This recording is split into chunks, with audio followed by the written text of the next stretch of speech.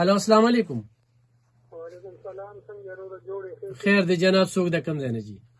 ابراهیم نجیم آباد یم. څنګه یې؟ هرکلی درته یم ابراهیمه. ډېره مهرباني. څنګه یې جي؟ بالکل خیر دی ابراهیم صاحب. د بل ملګري ته هم دوا سلام. ډېره مننه ډېره مننه. تاسو خو د دغه د پیسو خبره وکړه د صوبایي حکومت. او نو مخکې چې دې کوم اعلانات کړي وو نو دا زه بالکل اوس هم ویم ډېر ویم په ریډیو کې مې مفارزه کې ویم چې دا هغه کسانو له پیسې ورکوي چې کوم په حجرو کې جارو وهي، کوم ټوپک ګرځوي او کوم منډه تر لوي دي ما په ثبوت کې دې بل سړي له دې ورکړي.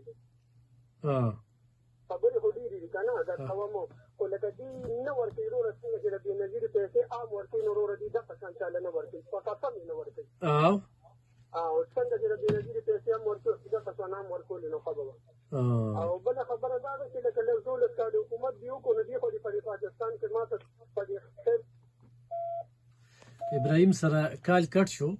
ګینې ابراهیم د پی ټي آی پتنګ و ها خو حق خبره چې کله راشي که نه هغه بیا کوي لکه تا ما ته څه داسې غټ پراجیکټ وښوده ده که زه به دې پیګان او مینګان لکه په دې به زه کومه څه که نه نو مثلا خان وایي خو ما راته وایي چې زمونږ